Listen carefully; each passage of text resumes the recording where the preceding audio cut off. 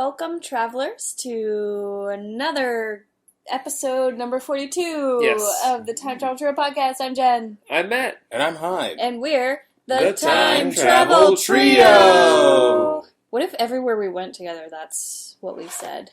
We should do that. I'm Jen, I'm Matt, and I'm Hyde. And we're every time we step into a room. We should do that next time we go to like a restaurant, like Chili's or something, or PW3s. We'll be like, yo, what's up? Or like, what's your reservation under? What's your reservation? I'm Jen. Yeah. Can we do that? Yes, let's do it. Okay. And they're going to look at us like we're psychopaths. Like, I would love to do that. I would love to do that. We'll do that and have someone film it and put it on our Instagram. Or, I mean, if you're a listener and you somehow come across us in the street or at Disneyland or whatever, just say, hey, I listen to the podcast, and we'll just do that for you. We'll do it for you, yeah. Of course, if all three of us aren't there, it's not as good. No, it has to be all of us. It has to be all three of us combined, when our powers combined. But the benefit is we do hang out all the time. That's true. So it's okay. That's very true. We were often together. Anyway, today was my pick, and I chose Hot Tub Time Machine. Ooh. Now, Jen, why did you pick this movie? It's my favorite movie ever. No, opposite. No, it's definitely a movie that if Time Machine is in the title, it's a movie that people often like immediately suggest to us. Yeah.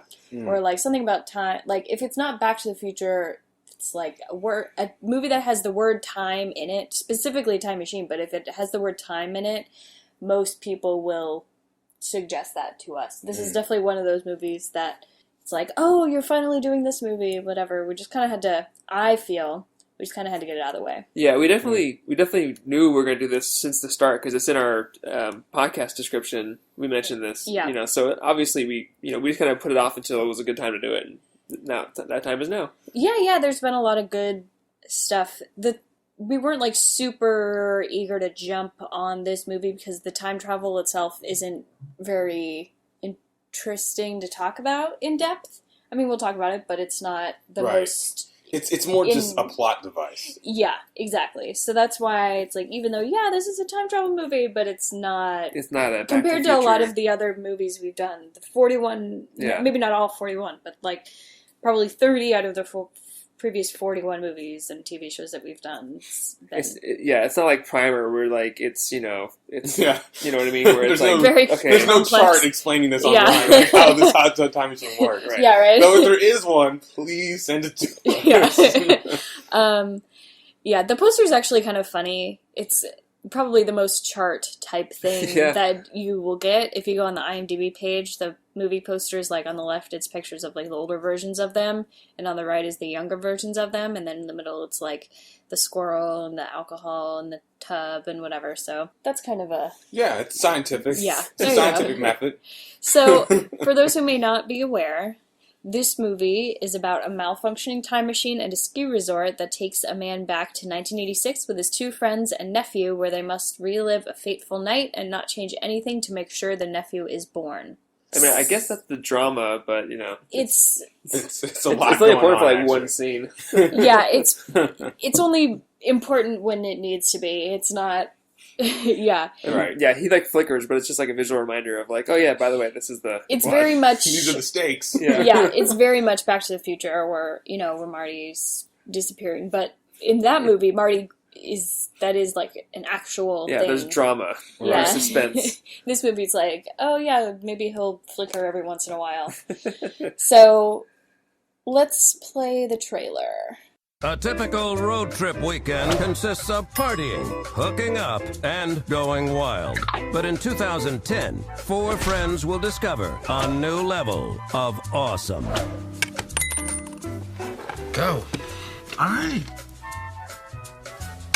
Look, what are we gonna do? You guys are terrible at quarters? Let's break into a school or steal a cop car or something, huh? Do you have Ritalin? What? Guys, come look at this. You don't think it's a little weird, a bunch of guys just piling up in a big bathtub together? It's called male bonding, okay? Haven't you even seen Wild Hogs?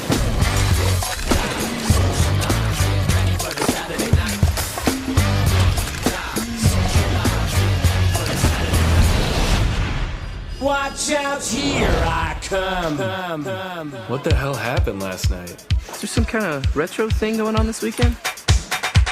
There's something going on in here. Dude is rocking a cassette player. Leg warmers. I'm sure there's a good explanation for all this. Jerry girl! Excuse me, miss. What color is Michael Jackson? Black?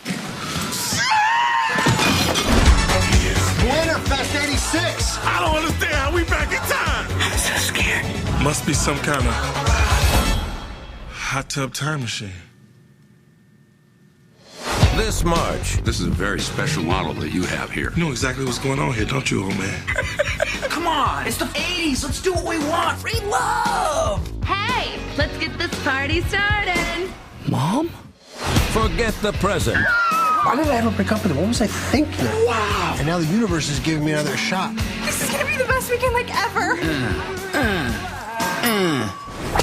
I feel pregnant. Change the future. There's money to be made here, man. We could invent iPods, Prius, Match.com, short ribs. We could combine Viagra with Twitter. What? Twitagra. Boom! And kick some past. You're breaking up with me? That's not how this happens. Do you know what happens to you? When you get fat. I mean, like, fat. Hot Tub Time Machine. Could I text you later? Wait, what? Are you online at all? I have no idea what you're saying. How do I get a hold of you? Come find me. That just sounds exhausting. I don't hate that trailer. That's a pretty good I trailer. think it's a pretty funny trailer, actually. Yeah. It tells you it doesn't spoil all the best jokes, and it still manages to tell you what kind of mood this movie's gonna be. Yeah, and it had all the good jokes in too. I like the Michael Jackson line. That's funny. That's a funny way for Yeah, it's pretty clever. Especially from Craig Robinson's character, Yeah. that makes total sense. I mean, Craig Robinson's character has some of the best reactions in the movie, for sure. Yeah, he was great. So, how did you guys feel about this movie, Matt? Yeah, I didn't hate it the first time I saw it, and I still don't hate it. I think I enjoyed it more the first time. Watching it again, years apart, I don't know when I first saw it, but it wasn't in theaters. It wasn't as funny. I don't know, maybe I've just seen it already, or maybe I've just kind of changed how much I enjoy, for lack of a better word, fart humor, I guess. I don't know. There's some farts in here, but I don't know. I guess, some things that I liked 10 years ago, 8 years ago, 7, 5, whatever, aren't as funny anymore. So, I don't know. It wasn't as funny this time around. Hyde? Yeah, I saw this movie on Netflix back when I had the mail the DVD to you. And I'm dating myself. Yeah. It came out 7 years ago. But when I first saw it, it was such a pleasant surprise because I didn't see it in theaters, but I had seen a review from it wasn't Siskel and Ebert, but it was that same type of team, and they had said this is a really funny movie. And I was like, okay, I'll give it a shot. And I really enjoyed it. Watching it again, I will say, watching it again without the surprise of certain things, some of the jokes did not land maybe as hard, but I still really found myself laughing, even though I was watching it alone, I found myself laughing at quite a few scenes. So it still maybe didn't hold up as much.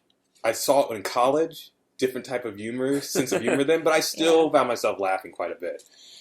I hated this movie. Surprise, surprise. But I can feel the letters coming in now. Feel free, because there is a lot of evidence to back me up on this one.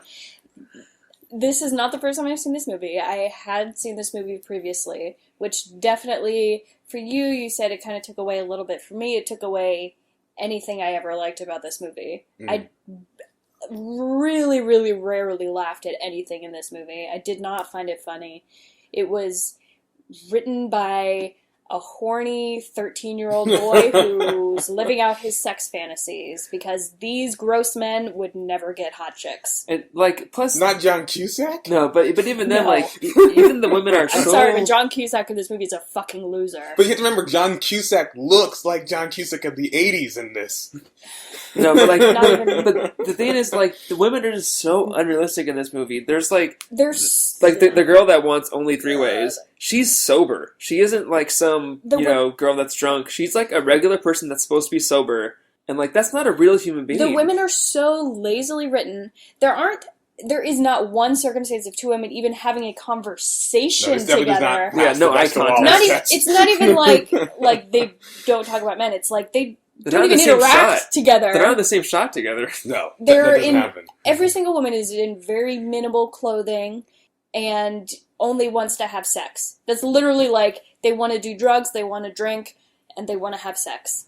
This is not real. This is not a real thing. What? The movie with the hot tub time machine isn't realistic? I'm saying, like, these type of women, they are just, like, filling up a ski resort in 1986. I know what you're saying. It's wanting to have a giant orgy. This is clearly written as, like, a male sexual fantasy. It blows my mind how many people like this movie. I mean, it would be more believable if they were like dumbfounded. in like a fantasy world where they like created these fake imaginary people that they're interacting with. But this is supposed to like be the real Star 80s. Trek room. Yeah, this is supposed to be the real 80s. This is what I suggested after we watched the movie. I said I think it would be improved if instead of like, you know, we go and we see that, 1986 was great this weekend and a bunch of girls were drunk and wanted to have sex with them as many times as possible, whatever.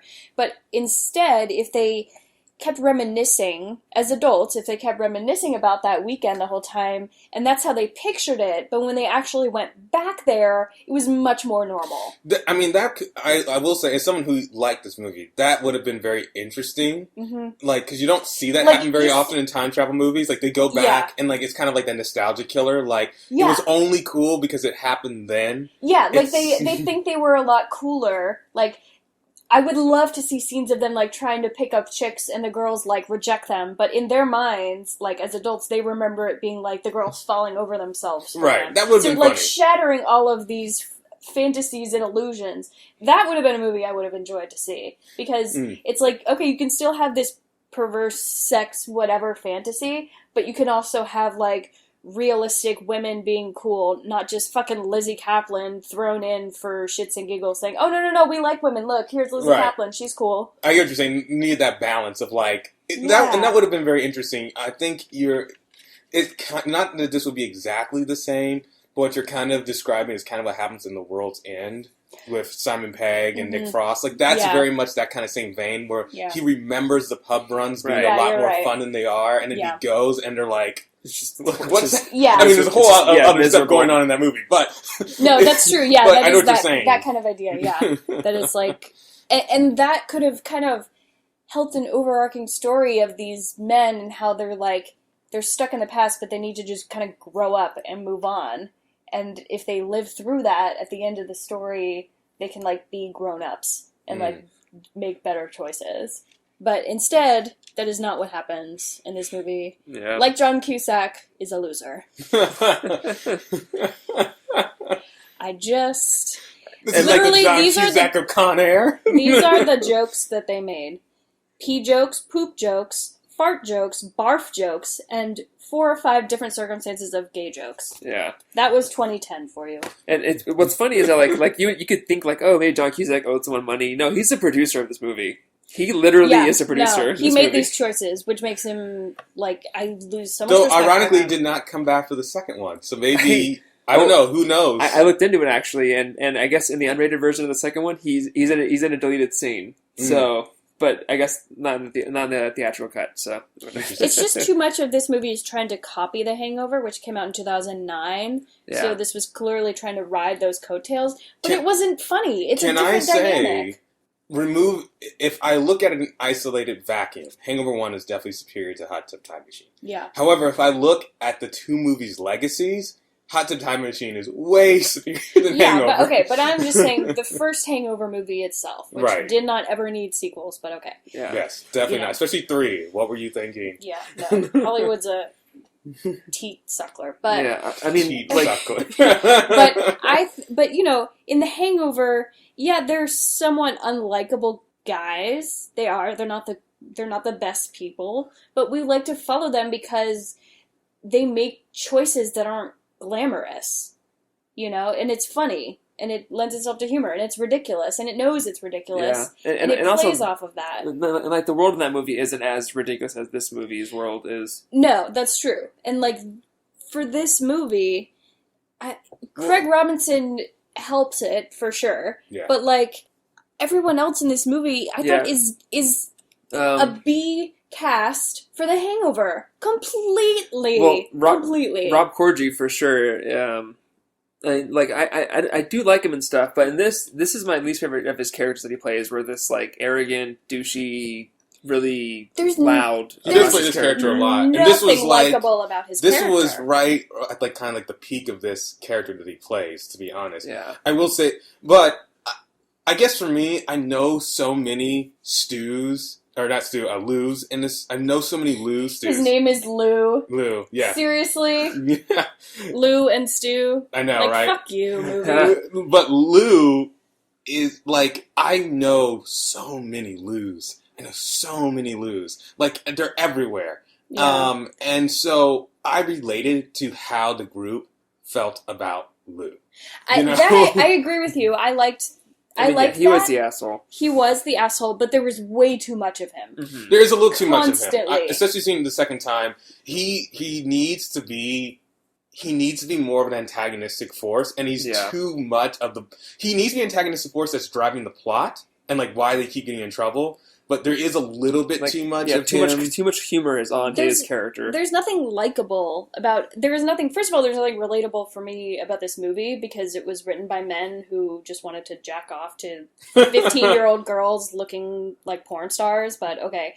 So obviously, there's very little that I could relate to. Like, I'm not one of these slutty girls that just wants to have sex with random strangers in a ski resort. And you're not and I'm not a fucking... felon.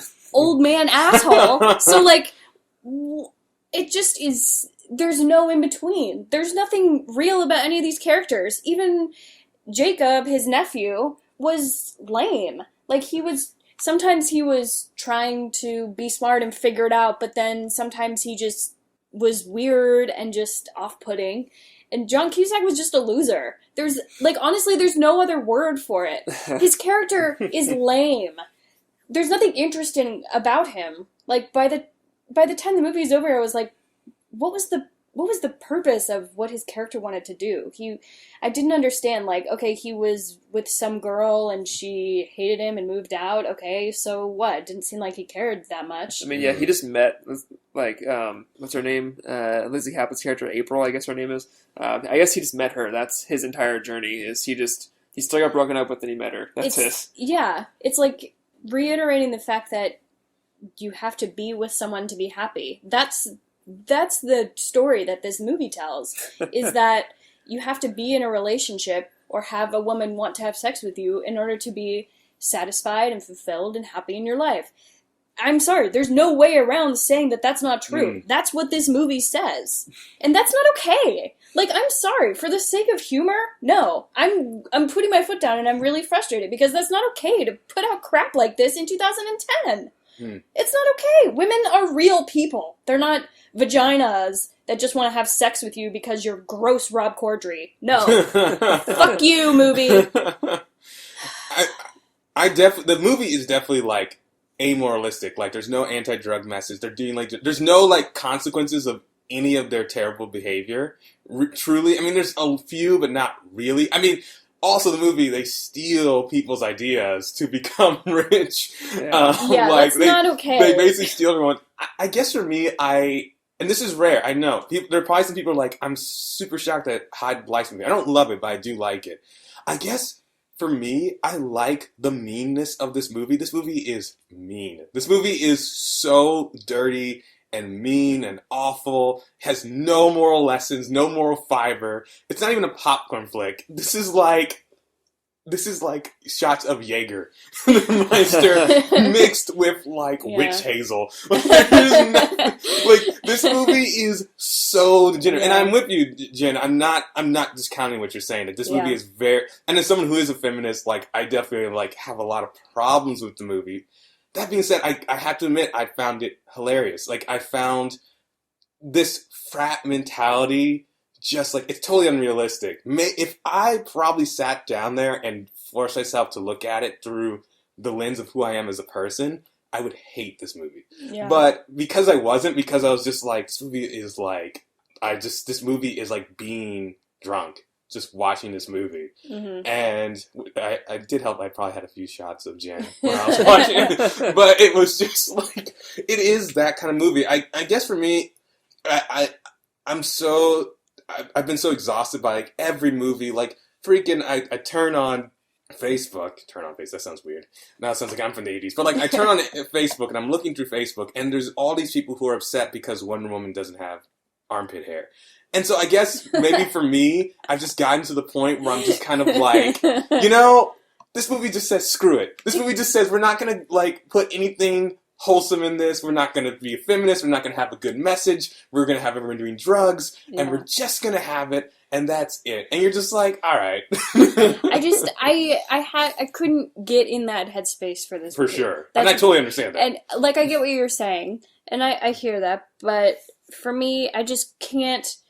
There's nothing for me to grab onto here. As you said, there are no consequences. There's no consequences for the fact that Rob Corddry stays in the past and then literally steals from everyone else. Everyone. And makes a lot of money and has never learned a lesson. Literally, the lesson he learned was that I stole from other people and it made me really rich. Right. There's nothing bad. That's the lesson for him. Nothing bad that happened to him. Right. What should have happened is that he still tried to kill himself or something like that. Like, bring it full circle. Right. Like, show that he's not actually happy. And then, I don't know. That's too serious for this movie. No, probably, it is messed up. Though I will say, if someone went back in time, you totally know that the Luz of the world would totally do that.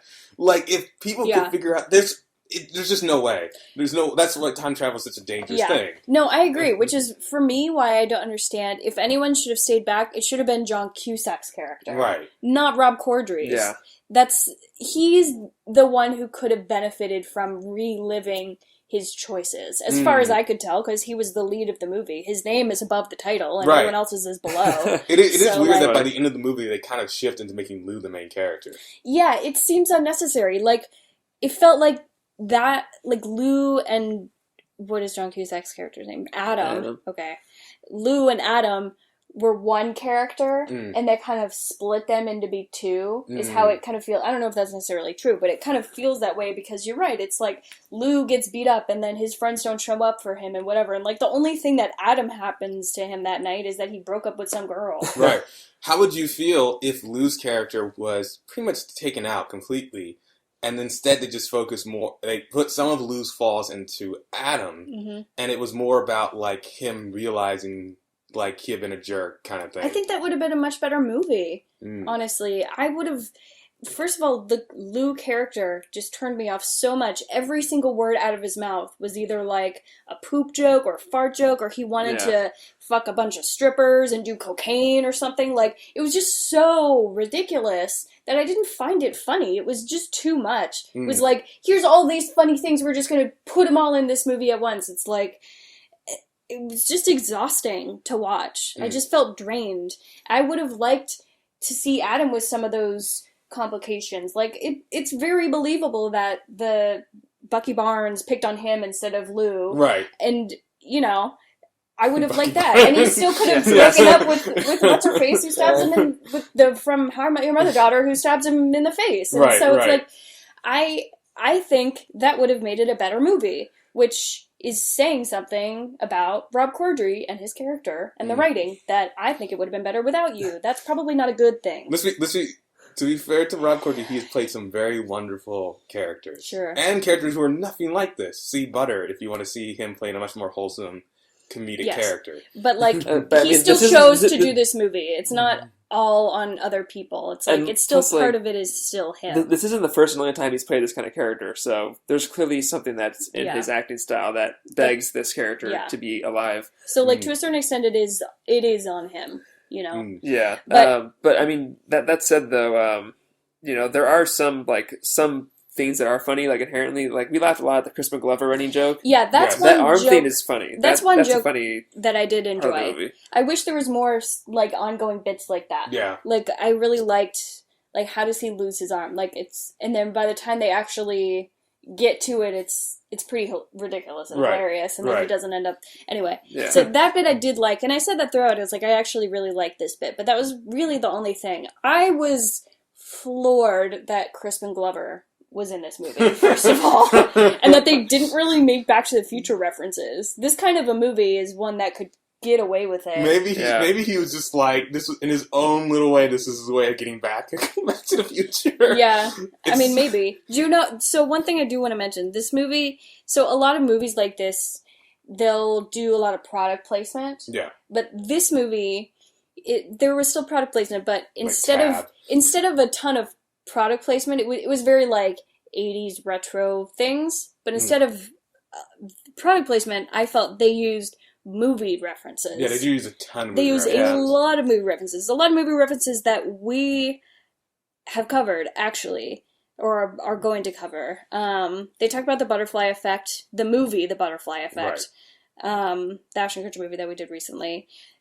There is one little bit that I have to call out. So they go back to 1986, right? Mm-hmm. When did Back to the Future come out?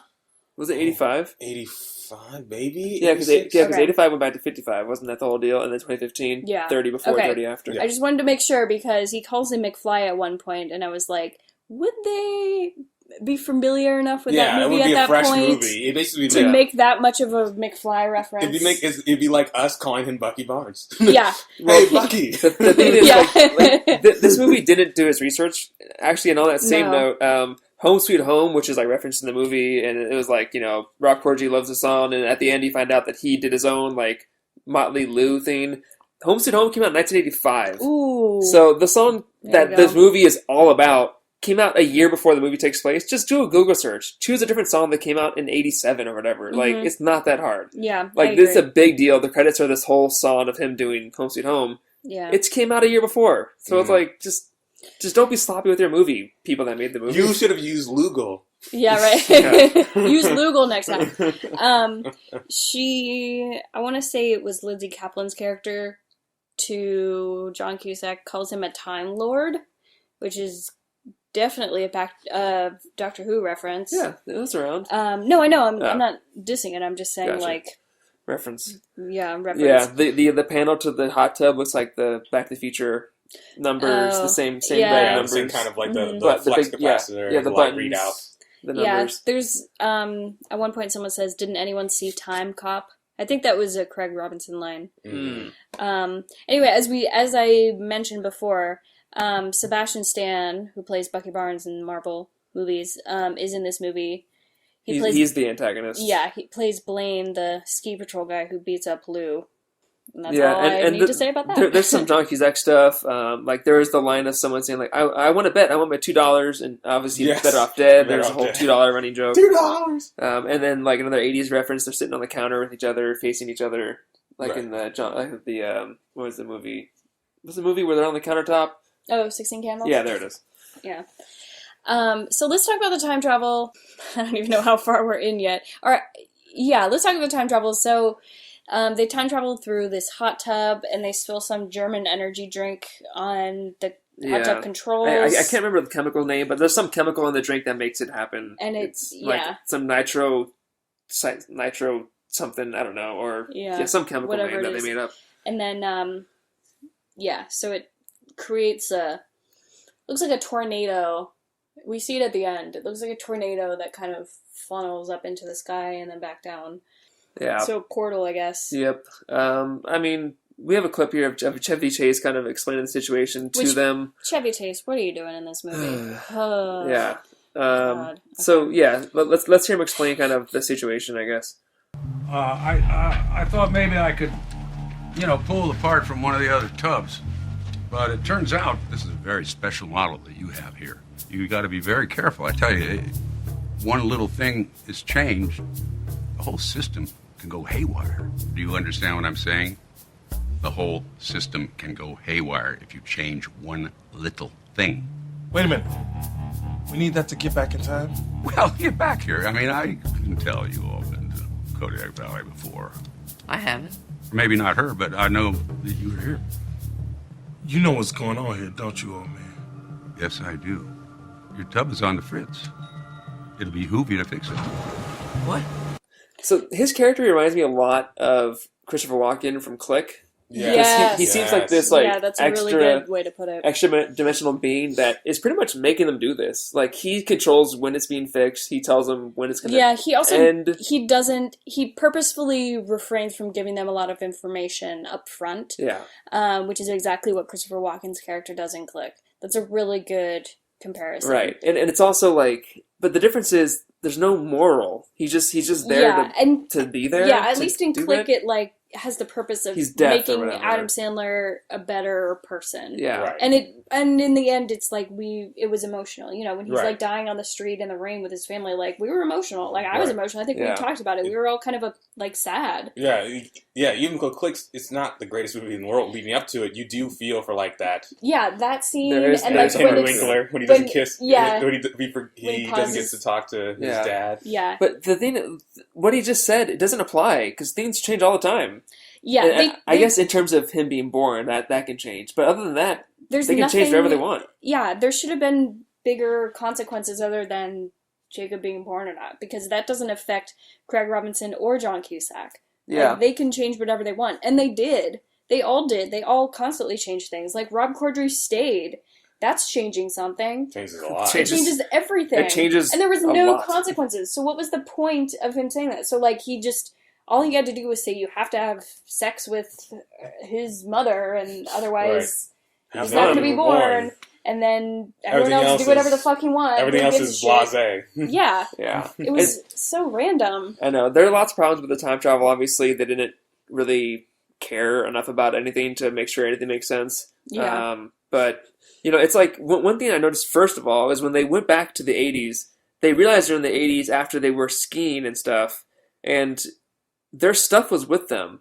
So, like, and the stuff wasn't in the hot tub. So how exactly are they traveling back in time? If they're skis, if the snowboard, if they're drugs, or I guess the drugs were in the 80s. But, like, his snowboard. Yeah, the snowboard didn't make sense. But it was, maybe it's because Jacob is an exception because he wasn't actually there in the past. So maybe his stuff, because he didn't have stuff in the 80s, his stuff was the same. I guess, That would be my excuse, but it is kind of sloppy and not explained. Yeah, but I mean, the biggest thing, obviously, is when they go back to the present day and things are changed, they don't address their life that they had up to that. Like, okay, so after they leave the 80s, 24 years passed, they're in 2010, they had a life up until then, and when they went back to the present, their old minds jumped into their bodies. So did that just erase those 24 years? Like, Lizzie Kaplan's character marries John Cusack's character, and she knows this person for 24 years or however long they're married. Mm-hmm. And then he jumps back into the body. She doesn't know who this person is anymore. Or she knows him from the 80s, I guess. But, like, John Cusack, there's a whole life that he had with this girl that he doesn't remember anymore. Right. Yeah. Like, that's so... Like, he just killed his other self that lived for 24 years. Yeah, and there's no one talks about it or explains anything. It's just Rob Corddry now has a lot of money. I mean, if they said, like, oh, my memories are, like, fusing with my current memories or whatever, like, fine. But, like, they come back to their house and he has no idea what's happened. It would not have been that hard for them to, like, be looking at the pictures and then have, like, sudden bursts of flashes of memory coming back to them of 24 years. That would have been great. And explained that giant plot hole. But like Craig Robinson's character, he sees his wife again, and he's like, wait, what's my name? And she's like, oh, your name's Nick Weber, like, not hyphenate, which, heaven forbid a man hyphenates his name. Like, that's the worst thing a man can do. Yeah, it's basically saying that, like, if a man takes a his last name and hyphenates it with the woman's last name, that it's like emasculating. The least manly thing they can do. To counterpoint that, there are a ton of men who would believe that. I'm not one of them, but there are a ton of men who would believe that. Like, that to me is insane. So they're not like super famous, but there's a couple, Alexa Vega and Carlos Pena. Mm-hmm. They're like kind of celebrities. They were on Dancing with the Stars together, which is how I know this. But they got married and they didn't hyphenate, but they combined their last names. So now they are Pena Vega, which is really cool. Yeah, it's a cool name. And I think it's really cool. So, like, the fact that whoever Pena Vega is also a really cool name. Yeah, that's a really cool name. Whoever wrote this movie is a sexist asshole. I hope you find me on Twitter because I will rip you a new one, buddy. Yeah, I mean, like, those are, like, my biggest issues with the time travel. It's just, like, I don't know. They just don't care enough about anything to make anything make any logical sense. Yeah. Like and like Jacob had a whole new life where both of his parents were in the picture, and he just comes back and it's like, oh yeah, whatever. Whatever. Yeah, and when we saw him in the beginning of the movie, he didn't even want to spend time with his mom because she was like married or dated some other new guy. She's dating some other asshole guy, and it's just ridiculous. And Craig Robinson calls in the 80s. He calls his wife when she's 9 years old and is like, "Don't ever cheat on people," or whatever he says. Like he gets really upset and cheating. Like he calls her like all sorts of names. It's like just a poor 9-year-old. Yeah, and then that triggers her to, first of all, not only to not have any issues as a grown-up, which... Actually, probably the opposite happened. Yeah, absolutely not. She would be a drug addict psycho. But, okay, and... She'd be Amy Smart from Butterfly Effect. Basically, she totally would. In the darkest timeline. That would have been funny. Then he could have made another Butterfly Effect reference. That would have been interesting. But instead, she's like, I would never cheat. I would never... It's like he fixed... men fix everything for women. Like, that's... It's not because she's unhappy with you. It's like, no, now that you have money and a career, she's not going to cheat. She'll stay with you because that's what women are. They're objects to be held on your arm if you have enough money. That's what I learned from this movie. I know, and plus, like Lizzie Caplan's character, I guess if she's like 28 in the 80s, that means she's older. If this movie was made this year, that character would be played by Zooey Deschanel. I mean, well, no, she's only Zooey Deschanel would do the film. Yeah, but no, yeah, her character was like. Well, like I imagine she's in her 20s in the 80s because she has a job. She's like not in school anymore. Yeah. But John Cusack is like a senior or whatever, like younger. He's like less than 20. And then, like... Which is kind of creepy if you think about it. He's still somewhat in high school at some age. And she's like a grown-up with a job. Yeah. And that's so not she likes cool. But if you think about it, like 24 years after... Like 24 years after that, she's supposed to be mid to late 40s, and she still looks the exact same age. She looks like she's They didn't even try 20s. A little bit to like make her look older. She looks like she's 28 or It's literally all they did was give her short hair. Because... when you get older, your hair gets shorter. Well, when you don't know how to write anything interesting for women... If it's just a haircut, that means they're older. That's just on the hair and makeup only part. The sexy young women have long hair. Yeah. She's old and she's restrained now, so she doesn't have long hair. Yes. Oh, this was written by 2 men. That makes it even worse. I mean, neither of them could offset. No, but like neither of them could. Like together, they unanimously decided that all of these choices were good for this movie. I just can't. I'm sorry. I'm sorry. I know I'm like a broken record at this point, but it's just so infuriating that this is a movie that people like. I don't think you're going to get a lot of people defending Hot Tub Time Machine. Don't. That would be great if it That did. would be so funny if Please it was. try. Please try. Yeah, I mean, like, yeah, the problem with Hollywood is obviously rampant, like, sexism and underrepresentation of minorities, and this movie definitely does not do any favors for the women. For anybody. Yeah. I do want to talk about duplication. So... instead of having 2 of them running around, which I actually think would have been more interesting, instead they kind of just inhabit, maybe? Yeah. Or I their imagine bodies. they took over their bodies. They keep their old man minds, but they're in their younger bodies. Which we're looking at the reflection. doesn't make it that much less creepy with the fact that they're hitting on, like, 16-year-old girls. Just gonna go ahead and say... I mean, like... still a little creepy. Like, I assume the movie assumes that every girl is at least 18, but yeah, I don't know what you mean. Mm-hmm. Yeah. Okay, sure. But, like the girl in the bathtub with Craig Robinson, and, oh god, it's just a whole thing. So many boobs in this movie. There are a lot of boobs. A lot of fake boobs. Okay. Hey, if you can touch them, they're real enough. Dun, dun. And that's how Matt ended up with 20 letters in his mailbox. It was not worth it, Hyde. On Twitter and Instagram. It was not worth it, Hyde. Everyone hates you now. Your feminist card has been rejected. Just like Emma Watson's for showing her breasts. Is there any scientific accuracy to pouring a German energy drink into a hot tub machine? Absolutely, maybe no, not at all. I mean, just even like the way they logically try to do stuff, the logic doesn't make sense. The way they show it doesn't make sense. Like at the end when they went back to the present day, they they came up this like long shaft of the hot tub. Like, I mean, sure, it's like visual, whatever, but like I don't know, just the way it was just all for a movie, you know. Relevance to the story. So the time travel, we kind of mentioned this at the top of the episode, but it's really is just a plot device to get them from their present back to the past. Right. There's no like thing like we need to get this piece to fix the hot, which would have been interesting if like you need to get this piece. I do know they had the whole thing with the energy drink. Yeah. That does keep a little bit of the stakes of like this is our ticket home. Yeah, they have to get the energy drink back, but at the same time, it's like Chevy Chase just fixes it or I don't know. I guess it was broken. Maybe it didn't really seem like it was that important to have the energy drink the whole time. Yeah.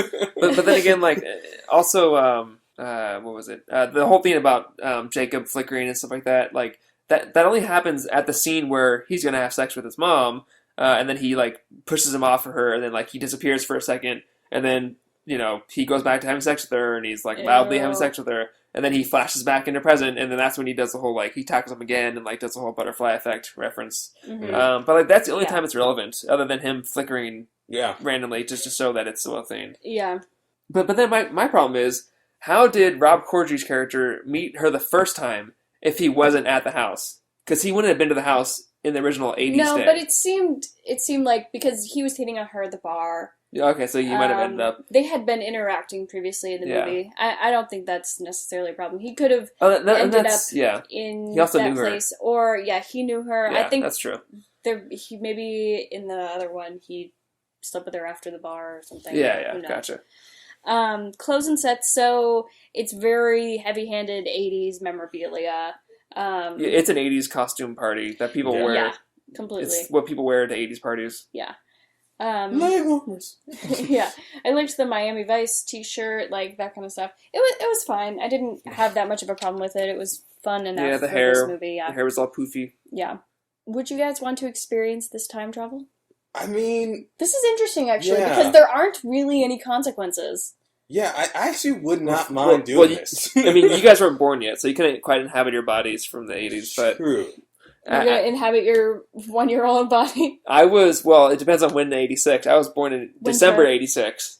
So I would have been like... This was winter. I would have been the same age as Jacob. I would have been conceived in 86. So okay. I mean, it'd be interesting. I always felt like I would do a lot better. Not like these men. Let me clarify that. I'm not like any of the men in this movie. But I feel like I would have done better in the 80s dating because I have no texting game. Like, none. Yeah. I'm not good with like Facebook or like quote unquote sliding into DMs. I'm not good with What does that mean? It just means that you're like talking to a girl on Twitter or Instagram and then you talking to her on private message. Why is that a thing? I don't know why it's a thing. I'm not good with any of that. I'm very good at like face-to-face conversations over the phone. Like, I'm great with that. It's not exhausting for you to find a girl? No, I do really well. When the girl's like, come find me, I am like, oh, right, I finally have a chance. I agree. Like, you would be better at that, like, it's like mid-80s, early 90s. I would have been like that little black book, and I would have been great. It's like in Mass Effect when you have a new side quest, you're like, yes! Sign me up for that side quest, and like a little banner pops up, find Rachel, or whatever, like some side quest pops up. No, that's exactly actually what it's like. I'm like, yes! Like, find her, find Rachel, the girl you met at the bar with like the really like cute hair. Right. Yeah. Like, first find the bartender, because maybe he knows information, like a whole little... Yeah. I'm going to say yes, because there aren't really any consequences to this. And even though I wasn't alive in 86, like, just if I was, whatever, I'd do it. I think it would be kind of fun, because it seems like you can make different choices, and then I would just be interested to see where the different choices led. Yeah. And then you could just go back, and everything would either be different or the same. Or you could not go back and just stay there and live out your life again. Invent Google and call it Lugal. Yeah. I agree. I think, why not, You get to meet Bucky Barnes, so that's exciting. Same reasons. Just, have fun, more life. Obviously the age doesn't affect your brain, so you can just live 24 more years, which is fine. We didn't really talk about that, but the fact that Rob Corddry's... his brain is 24 years older than everyone else. Yeah. Well, I mean... Like 70. Knowing him, he may not even... All the drugs he's done, he may not make it to find out what happens at the end of that. That would have been really... like a really crazy twist if like at the end he had like a brain aneurysm when they got back because it like for some reason it like them jumping back and getting back to that point, it like his brain like freaks right. out. Oh, yeah. that would actually been hilarious. That would have been amazing. Yeah, and that same really song funny. played that he like tried to kill himself to in the car. Anyway, oh my god, we should have written this movie really much better. Anything else you guys noticed about the film? Maybe non-time travel related. My notes were just like, why is everything about sex? What is all the sex jokes? Why is this movie so sexist? There are way too many sex jokes. So I know you probably did not like this scene, Jen, but I love the twist and like the little payback of them trying to do that bet with the girl, and then it comes back on them. Oh, with Diora Baird's character with the blowjob. Yeah, No, I thought it was funny. And like the Cleveland Browns, I was like, that's funny. Yeah, it was the a squirrel, little bit the like barf squirrel. like lewd. anti-gay, Yeah. but it was funny. It's true. There is some homophobia laced in there. So that I mean, but I did like just the fact that they were being so disgusting and it came back on them. Yeah. I liked that Second Life was still a thing in 2010. Yes. I'm pretty sure people are still playing it, right? I mean, lots of vampires in there. I feel like people just go in there to have lame virtual sex. Can I say, you're going to get a lot of angry Second Life fan letters, Matt. Look, if you take the time to write Matt a Second Life fan letter complaining to him about how he did Second Life, like, come to our door and I will fucking hit you in the face. No, here's my thing. No, we don't want that. Second Life people are crazy. If you still do play Second Life, that's fine. Just get a life. Just tweet at me. Just tweet at me yes or no if you have virtual sex in it. That's what I want to know. And I'm curious. I want to know if you've ever left your parents' basement, so tweet me that. Like, that said, I understand that addiction to video games is real, and once you start something, it's hard to stop. Especially if you're lame enough to be addicted to Second Life in 2017, like, you're not even going to be listening to our podcast. Yeah. Unless there's a podcast station on Second Life, which would be quite ironic at this moment. And if there is, tell your friends, please. Do you think there's time travel in Second Life? I don't know. I doubt time's even a construct there. I think it's just... True. I don't know. Maybe there's day or night, but whatever. I don't think it matters. I think you just live. Can I say the timeless structure? Another thing that I really liked about this movie, it has Blaine, I believe his name is Sebastian Stan's character. Yeah. I love all the Red Dawn references because there was really some teenagers in the 80s who Red Dawn was like the stuff. Like that was like they thought that was really going to happen. Like, they were kind of secretly wishing it would happen, so they finally get to, like, shoot their guns. I mean, I did like his character, because he wasn't trying to get laid. He was trying to solve these people that he thought they were Russians. Russian spies, right. And I thought that was so funny. It totally threw me back to that Boy Meets World episode, though. When Corey, which we will cover, actually, by the way, that counts as time travel. It's on the list. That's true. But, when Corey electrocutes himself in the toaster, and he, like, goes back in time to the... I don't think it's the 80s, though. Is it? I don't know. I've seen that episode in a long time. I think it's the 60s. I think it's the 60s. But it totally... Or 70s. Yeah, something like that. And it, like, totally threw me back. It is funny that Bucky Barnes, Sebastian Stan, is playing someone who's so upset about Russian spies. It is very ironic. Russian spy. It was fun, though, seeing him in this movie, for sure. Yeah. Okay, final reviews. I'll start this time. Sure. So...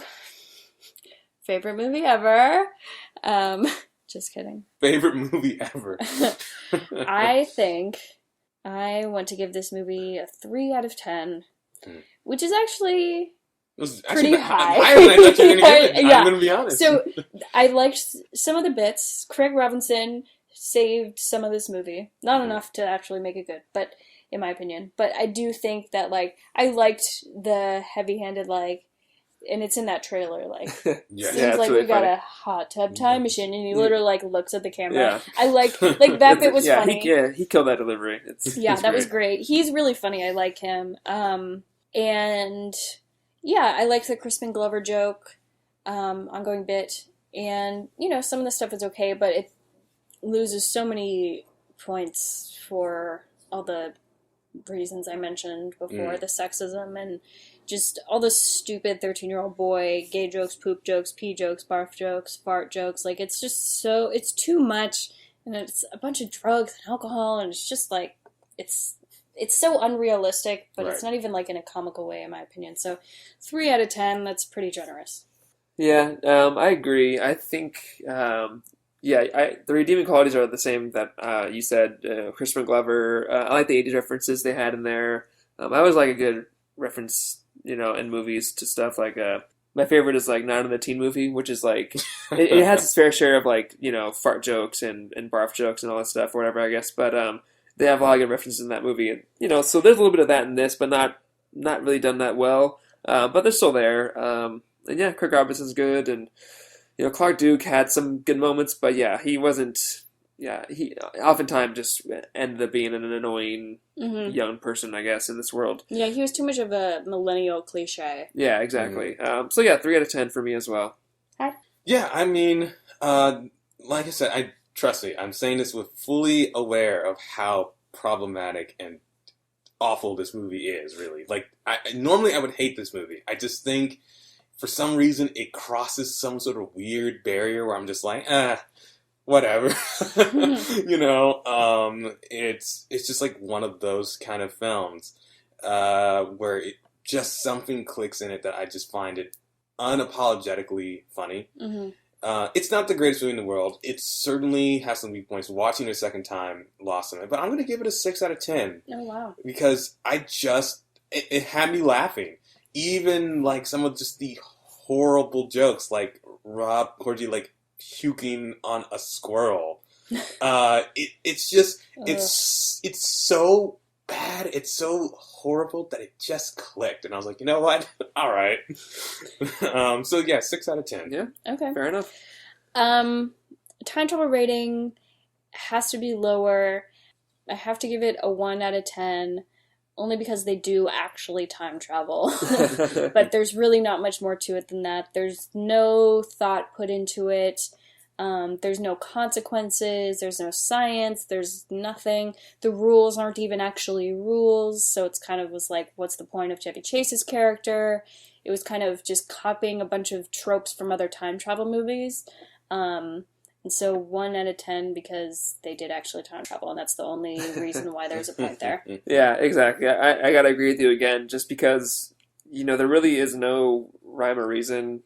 It's just energy drink on a panel of a hot tub, and then even things that are not in the hot tub got sent back, and so it's like, it's not even sci-fi, it's like mystical, and it's like, yeah, Chevy Chase is this weird extra-dimensional being and that's involved somehow. Like, what was the point of them going back? Yeah, there's no lesson they learned. Yeah, so I agree, 1 out of 10. And also, just my biggest problem I have is when they went back to their bodies, they just killed themselves that lived for 24 years. And like, I don't know, unless they just didn't want to address it, or they eventually did get the memories back, like, they just, I don't know, have something in there. But just as far as I can tell, they just erased their whole other existence. Like, I guess to Lizzie Kaplan's character, her husband went away for a weekend and came back a wholly different person. Like, he won't remember any of the little things I wouldn't say wholly different person. Well, I mean, like, if you've been married to someone for so long, there's like everything that your day to day, like, oh, I love my coffee this way. You have no idea any of that stuff. Right. But I'm saying, like, himself as a person is probably not that drastically different. I know, but like, he has no memories of their life together, essentially. Yeah. Right. I'm actually going to probably agree with you guys. I might be a little bit more generous and give it a 1.5 with the time travel. Actually, before we started this, I was planning to give it a 3 before we started doing it. But listening to like everything, like where they could have done more, where they could have really played with the concept just a little bit more for jokes, actually, for humor. Yeah. Because it's hard to be tough on like a absurdist comedy with its time travel rules. But yeah, just the fact that they at least could have had more stringent, like strict rules. They could have really done a few more things. I'm going to give it a little bit of a pass just because it's such a stupid movie, but 1.5. I mean, there are a few things where they kind of dropped the ball. It might as well just been Mystic. It might as well just been like 13 going on 30, where like mysticism sends them through time. Yeah. So Rotten Tomatoes gave this movie a 63%, so I guess they agreed with you, Hyde. Critics' consensus says it's flagrantly silly script and immensely likable cast make up for most of its flaws. I highly disagree. Three-fourths likable cast. Does not. Or 1/4 likable. I mean. 1/4 likable. Does not make up for the flaws of this movie. It's not a good movie. 56% of audiences liked it, so it's very split across audiences. Yeah, and across the trio. A little bit. So our next episode, Hyde, is back to your choice. What'd you pick? Boom! I chose the 2002 masterpiece. Yeah, it's our masterpiece of Nickelodeon movies, Clockstopper. Funny note, Oh my God, I've I'm so actually excited. seen this movie. I've probably seen this movie over 10 times, randomly. Oh, I haven't even seen this movie 10 times. I've seen this movie a lot I for some love weird this reason. movie. For some weird reason. Is this the guy's movie- name Meeker? Is that his name? Yes, Meeker. Meeker. This movie is... I don't know how to describe this movie unless you were like Perfect. in middle school, high school, coming into your own. This remember remember renting this from Movie Gallery. Alright? For people who remember what Movie Gallery is. I don't even know that. Oh wow, that's some niche stuff. Here's a rundown of it. A teenager accidentally activates a machine that enables him to speed up his body so that other people seem to be standing still. I love everything about this movie. I cannot wait to watch it again. I haven't watched it in a long time, specifically because I knew we were going to eventually do it on the podcast. Yeah. I don't think I've ever seen this. Matt is a noob to Clockstoppers. Don't worry. Wait. I doubt I have, because by the time when this came out, I was like at least 15. He's too cool for it. Well, I mean, you I and I were was too dorky that we watched it 15 or 10 times. Well, I remember distinctly watching these movies at least 3 times the weekend we rented it. I bought this movie on iTunes. Nice. Well, I mean, I was 15, so I was in high school, and I don't think I watched some stuff on Nickelodeon and Disney Channel still, but if I have seen this, I'll remember when I actually see it, but I don't have any memories of it, so if I did, maybe I have. I don't know. Yeah.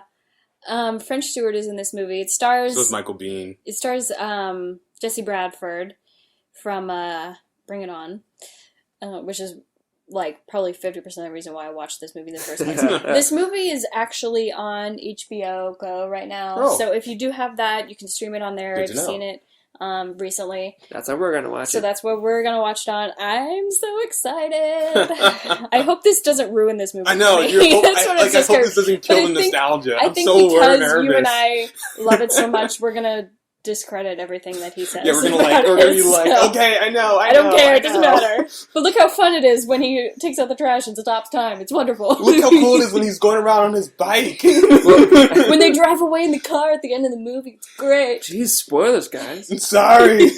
No, I mean, just from the simple fact that he speeds up his body instead of slowing down time, that already is kind of... It is very unique in that sense. Yes, I don't know. We'll see. We'll see when I watch He's it. gonna hate it, but I don't care. He's gonna at least hate the science. He may not hate the movie. Yeah. No. The tagline, what if you had the power to stop time? I just remember the beginning of this movie where he works at like a rock climbing place. Yeah, he walks in a rock climbing place. It's a very early 2000s It's type such- of movie. right? Everything was Those extreme. aren't jobs that people have anymore. No one works in that type of job. There's like 7 people in the United States who have that job. 7 people. Okay, so we're excited for that. Obviously, Hyde and I have been waiting a very long time to do this movie, so I'm glad we're finally able to do it. Social media, we are at Time Travel Trio on Twitter and Instagram, and we are the Time Travel Trio podcast on Facebook. So please follow us on all of those and keep sending us your comments. And if you have any questions or any movie suggestions or TV show suggestions, let us know. Specifically for TV shows, if you guys have some that you're more eager for us to cover, let us know, because other than, the big ones, Flash, we did Lost, we did Doctor Who, Heroes is coming up. But other than, some of those bigger ones, we're kind of just going at our leisure. So please send us, if you have some like, oh, I love this Quantum Leap episode, please, cover this when you can. So let us know. Especially Quantum Leap. If you're a fan of it, none of us have seen it, and I've seen a little bit of it here and there, but if you know any good time travel related Quantum Leap episodes, let us know. We'll that would look into it. awesome. But we are, of course, on iTunes, SoundCloud, and Stitcher, so please subscribe and rate us on there if you please.